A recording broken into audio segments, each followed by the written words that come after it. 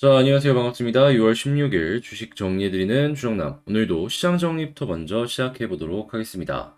일단, 미국이, 어제 저녁에 이 기준금리를 0.75%, 그러니까 75bp를 인상을 했죠. 근데 이게 시장에는 어느 정도 선반영이 강하게 되어 있다 보니까 크게 악영향은 없었습니다. 오히려 이 불확실성이 해소가 되다 보니까 야, 이제는 끝난 것이 아닌가라고 생각을 하면서 보여지는 그러한 심리들 때문에 오늘 강한 반등이 만들어졌다. 이렇게 볼 수 있을 것 같은데, 이번에 75bp는 옐런 의장이 과거에 이제 페드 의장일 때 1994년 11월 이후 28년 만에 처음이다라고 하니까 그만큼 지금 인플레이션이 심각한 상황이다라는 거, 이거 감안하시면서 살펴보시면 좋을 것 같고, 자, 페드 위원들이 금리 전망치를 담은 이 점도표를 확인을 해보면 올해 말까지 기준금리 목표치가 3.4%고 내년에는 3.8%로 상승할 것이다라고 예상을 하고 있습니다. 자, 그리고 제롬 파월 의장은 기자회견을 통해서 다음 회의에서도 비슷한 수준으로 기준금리를 올릴 수 있다며 지금 상황에서 볼 때는 7월달 회의 때는 50bp 또는 이번처럼 75bp 인상을 할 것이다라고 언급을 했는데 이 목표가 기대 인플레이션을 2%에 고정시키는 것이다라고 얘기를 했기 때문에 이 부분 지켜지지 않는다면 이 예상했던 금리보다도 더욱더 빠르거나 아니면 높게 올라갈 수 있다라는 부분은 감안하면서 살펴봐야 될 것 같습니다. 자, 근데 이걸 보면서 우리가 느낄 수 있는 게 뭐냐 하면 현재 시장 같은 경우에는 이번 원래 50 그리고 다음 50이 선반영이 되어 있는 상황이었거든요. 근데 지금 75, 그리고 혹시 다음 것도 이제 75 될 수 있다라는 부분이 선반영이 되어 있는데 그걸 생각을 한다라고 하더라도 2.5%까지 올라와 있는 상황에 아직 불과한 모습을 보여주고 있습니다. 자, 올해 기준금리 목표가 얼마라고요? 3.4예요. 그럼 여기서 0.9%, 이 정도가 더 올라갈 수 있다라는 겁니다. 그러면 그냥 넉넉하게 보더라도 50bp씩 두 번은 더 인상을 할 수가 있다라는 거거든요.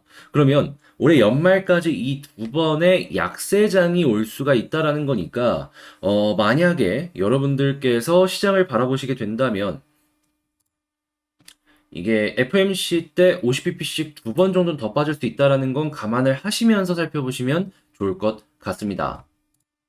근데 이제 올해 연말이 지나고 내년 초가 되면은 이 3.4까지 오르는 상황이라면 저는 개인적으로 그때부터는 본격적으로 현금이 있다면 투자를 진행해봐도 괜찮다라고 생각을 하는데요. 왜냐하면 여기서 이제 더 떨어져 봤자 1%가 안 됩니다 이제. 지금 이 수치가 내년에는 뭐 3.8%까지 금리를 올릴 것이다라고 예상을 한다라고 하잖아요. 근데 올해 3.4까지 올리면은 맞을 건 대부분 다 맞았기 때문에 그때부터는 그렇게까지 큰 급등락이 안 나올 가능성이 높아 보인다라는 것이죠.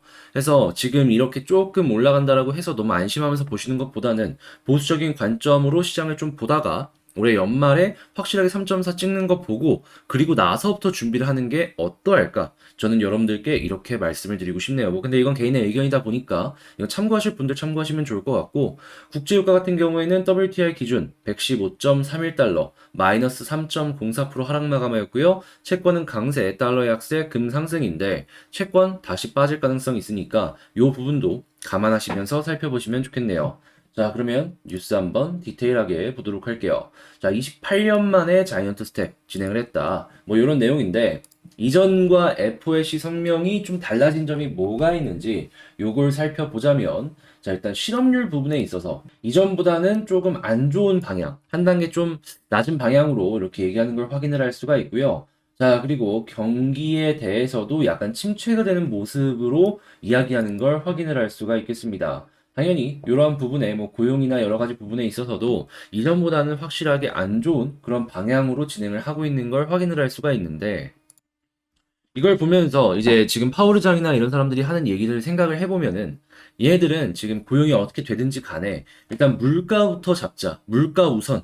요걸 생각을 하는 것 같습니다. 근데 이제 이게 어떻게 보면은 좀 아프더라도 어쩔 수가 없는 게 물가 때문에 지금 모든 경제 성장이 다 멈춰 있는 상황이기 때문에 물가를 일단 우선적으로 잡아야지 그 다음에 다시금 만등하지 않을까. 예, 해서 지금 이거는 뭐 얘네가 물가를 다시 얘네가 금리를 올려서 경제가 안 좋다, 이렇다라고 생각하기보다는 물가가 너무 높기 때문에 이것부터 우선적으로 안정시킨 다음에 경제를 안정시키려고 한다. 이렇게 생각을 하시면 좋을 것 같습니다. 자, 그 다음에 파월 7월 달에 0.5에서 0.75 아까 말씀드렸던 거 요거 흔한 일은 아닐 것이다 라고 얘기하는데 말씀드렸습니다. 올해 예상 목표치가 대략 3.4%인데 11월 달에 이 미국 중간 선거 있습니다. 그러면 11월 달 같은 경우에는 이 금리 인상을 안 할 겁니다. 10월 달도 안 할 가능성이 높아요. 그럼 그 나머지 FOMC에서 타다닥 진행을 할 가능성이 높다라는 거니까 요거 생각을 하시면서 이 속도 조절 요거 꼭 생각을 하시면서 보시면 좋을 것 같고요. 자, 미국 6월달 주택 시장 지수 67, 2년 만에 최저 금리가 올라가다 보니까 주택이 안 팔리는 건 너무나도 당연한 거죠.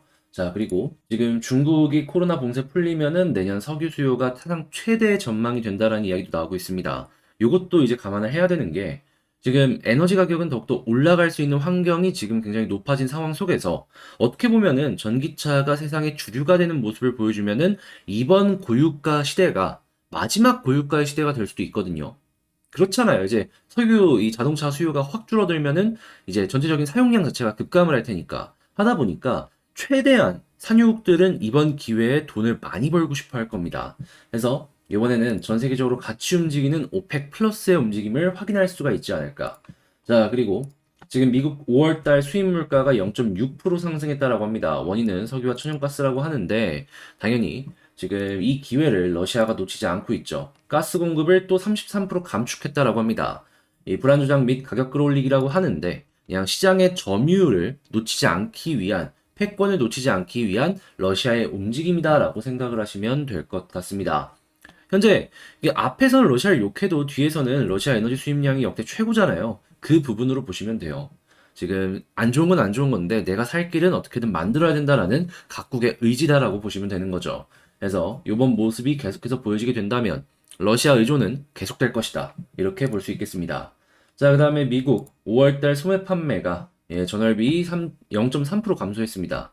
예상보다 부진했는데 인플레이션이 높아지다 보니까 이제부터는 가격의 부담도 조금씩 보여주기 시작을 하는 거예요. 근데 향후 발표될 PC라고 개인 소비 지출이 있거든요. 요게 괜찮게 나오면은 좀 만회할 수 있을 거예요. 근데 일단 소매 판매 자체가 줄었기 때문에 과연 PC가 괜찮은 결과물을 만들어 나갈 수 있을지. 근데 만들어 나간다면 그래도 미국의 소비는 괜찮다. 이렇게 생각하시면 될 것 같습니다. 당연히 그러면 제조업 기업들도 어느 정도 매출은 꾸준하게 나올 수 있다라는 걸 생각을 해볼 수가 있는 거니까요. 자, 그 다음으론 유로존. 지금 미국도 미국인데 어떻게 보면은 이 글로벌 뇌관 중에 한 군데가 유럽이 아닐까 싶어요. 유럽은 진짜 완전히 물가가 작살이 났더라고요. 여기는 여러분들 생각하는 것 그 이상으로 현재 그렇게 썩 좋지 못한 모습을 보여주고 있다. 이렇게 볼 수 있을 것 같아요. 그러다 보니까 지금 이 유로존의 적자치가 예상치보다 더욱더 많이 올라가고 물가가 감당 못하는 모습을 보여주게 된다면 한국 증시에도 악영향을 줄 가능성이 높아 보인다. 자, 그리고 일단 한국 쪽에는 뭐 있나 좀 보자면 일단 롯데그룹 1조 투자 바이오 공장을 짓는다라고 하는데 이걸 보면서 이제 우리가 느낄 수가 있는 게 뭐냐면 아 바이오 투자가 다시금 시작이 될 수가 있고 공장에 들어가는 장비들이 선주문이 미리 들어갈 것들이 보여지기 때문에 한국 쪽에 이제 이 장비 납품하는 회사가 몇몇 있잖아요. 특히나 상장사 같은 경우는 제가 알기로 한 군데만 있는 걸로 알고 있는데 여기 한번 주목해 보시면 좋을 것 같네요. 자, 그다음에 흑자 기대했던 리오프닝 기업도 적자 비상이라고 하는데 여행, 화장품, 음식료 기업이 타격이라고 하는데 여행 같은 경우에는 제가 이전에도 영상에서 말씀드렸지만 미국 쪽에서는 이 리오프닝 딱 얘기해서 직원들 막 뽑다가 딱 마스크 풀고 사람들이 막 돌아다닐 거라고 생각을 했는데 생각보다 안 돌아다녀갖고 감원을 했던 뉴스 소개드린 적이 있습니다. 그게 우리나라에도 나타난다라고 생각을 하시면 될 것 같고 화장품 같은 경우에는 색조 쪽 국내를 중심으로 하는 회사는 괜찮았어요. 근데 이 중국 쪽이 문제였죠. 그래서 이건 중국 문제고 음식료 기업 같은 경우에는 이제 요거는 저는 뭐 이렇다라고 하니까 이렇다라고 하네요. 저도 이건 솔직하게 얘기해서 음식료 그 뭐 저는 코로나 시대에도 먹을 건 다 먹고 다녀가지고 그렇게까지 올라갈 것이다라고 생각은 안 했는데 뭐 그렇다라고 하니까 여러분들도 이건 감안하시면서 살펴보시면 좋겠습니다. 자, 그다음에 삼성 폴더블 올해 1,500만 대 출하. 자, 폴더블 쪽 이 올해 연말까지 한번 살펴보시면 좋을 것 같고요. 자, 우리 현대중공업 그룹 345척 보유한 머스크와 이 친환경 엔진으로 선박 개조를 하는 협상을 한다라고 합니다. 지금 이 머스크가 움직이면 그 아래에 있는 선사들은 당연히 따라갈 수밖에 없거든요. 하다 보니까 친환경 관련 뭐 개조하는 이런 회사들 분명히 테마로 나올 거거든요. 요거 꼭 한 번씩 여러분들 놓치지 말고 잡아가셨으면 좋겠습니다. 이게 아마 연 단위로 되게 많이 올라갈 가능성이 있을 거예요. 자, 그리고 지금 안 팔리는 옷들, 이러다가 폭탄 터질까 얘기하면서 패션 회사들이 이거 잘못하면 큰일 나는 것이 아니냐라고 이야기를 하고 있는데, 주로 이제 이야기가 나오는 게, 자, 엔데믹으로 인해서 스포츠웨어의 수요가 많이 줄었다라고 합니다. 그리고 인플레이션이 겹쳐갖고 의류 판매가 저조가 됐다라고 하는데, 이럴 때 이거는 좀 명품이나 아니면은 완전 스파 브랜드 있잖아요. 싼데 그런 데는 걱정이 없을 거예요. 왜냐하면 명품은 어차피 꾸준하게 수요가 있을 수밖에 없고, 그리고 스파 같은 경우에는 인플레이션이 겹치니까 의류가 비싸지면 싼 걸 찾을 수밖에 없을 거 아니에요. 근데 이 스파 같은 경우에는 기본적으로 괜찮은 회사들 같은 경우에는 초대량으로 물량을 찍어내다 보니까 품질이 어느 정도 그래도 기본은 있습니다. 근데 이제 중저가 요쪽이 훨씬 더 힘들어지는 거죠. 하다 보니 요걸 조금 갈라서 생각을 해봐야 될 필요가 있지 않을까. 자, 제가 방금 말씀드린 내용들 같은 경우에는 텔레그램 방에서 장 시작 전에 우선적으로 안내를 도와드리고 있는데, 자, 요 내용들 같은 경우에는 들어오셔서 공부하시고 뭐 보시기 위해서는 어렵지 않습니다. 제 종목 영상 소개란 있잖아요. 그냥 딱 보시고 있는 영상 거기에 있는 소개란, 거기에 있는 링크 하나 있으니까 그 텔레그램 링크를 통해서 이 방에 입장하신 다음에 뭐 여러 가지 공부들부터 시작해서 다 같이 보면서 쭉쭉쭉 어려운 시장 헤쳐나가셨으면 좋을 것 같습니다. 자, 그러면 개별 종목 보도록 할게요. 자, 제가 이번에 가지고 온 종목은 한국 BNC를 가지고 왔습니다. 아, 오늘 저점을 이탈했죠. 그러니까 시장이 좋은데 이탈을 했기 때문에 이게 도대체 뭔 일인가라고 이제 많은 사람들이 생각을 하실 텐데, 저도 솔직하게 얘기해서 이런 시장에서 이런 모습이 나온다? 이거는 결코 긍정적으로 많은 생각을 해볼 수가 없다라고 말씀을 드리면서 어떤 내용들이 나오고 있는지를 좀 살펴봐야 될 것 같다. 이렇게 정리하면서 시작할 수 있을 것 같습니다. 자, 일단 나와 있는 내용을 조금 살펴보자면, 이 한국 BNC가 그동안 황승세를 유지할 수 있었던 비결 중에 하나였던 건 원숭이 두 창이 다시금 확산하는 모습들 때문이었다라고 볼 수 있거든요. 특히나 유럽 지역에서 감염 증가 폭이 굉장히 커지는 모습을 보여주고 있고, 벌써부터 25개국에서 1,500명 이상 보고되는 모습을 보여주면서 이게 전 세계적으로 코로나처럼 진행이 되는 것이 아니냐라는 의심 때문에 한국 BNC 역시 관련주로서 괜찮은 모습을 보여줘 왔던 것인데요. 근데 그 끝발이 이 한국 BNC 같은 경우에는 굉장히 직접적으로 연동되는 건 많이 없다 보니까 약한 모습을 보여주고 있다. 이렇게 생각을 우선적으로는 해볼 수가 있을 것 같습니다. 근데 이 부분 이제 조금 기대하시는 분들 같은 경우에는 완전히 끝났다라고 보기에는 애매한 게, 이 원숭이 두창 같은 경우에는 현재 WHO부터 그렇고 전 세계적으로 요거에 대해서 제2의 코로나가 되는 것이 아니냐라는 불안감 때문에 덜덜 떨고 있습니다. 자, 그리고 실제로 감염률이 비정상적으로 높다라고 해서 현재 코로나만큼 이 WHO에서 직접적으로 관리를 해야 되는 것이 아니냐라고 회의가 꾸준하게 진행이 되고 있어요. 이게 실제로 여기까지 포함이 된다? 라고 한다면 우리가 생각했던 것보다 원숭이 두창은 조금 더 심각하다라는 걸 알아야 됩니다. 물론 지금 공기 감염에 대한 이야기는 없기 때문에 이 코로나만큼은 아닐 수 있겠지만, 잘못하면은 이 피부 밀착만으로도 이 전염이 될 수 있기 때문에 생각보다 빠른 확산, 요런 게 보여질 수도 있거든요. 단순하게 여름에 반팔 입는데 버스에서 손 딱 맞댔는데 그걸로 인해서 막 전염이 되고 막 이런 게 나올 수도 있다라는 거죠. 물론 제가 말하는 게 틀릴 수도 있으니까 그냥 예시만 이럴 수도 있다라는 걸 말씀을 드리는 겁니다.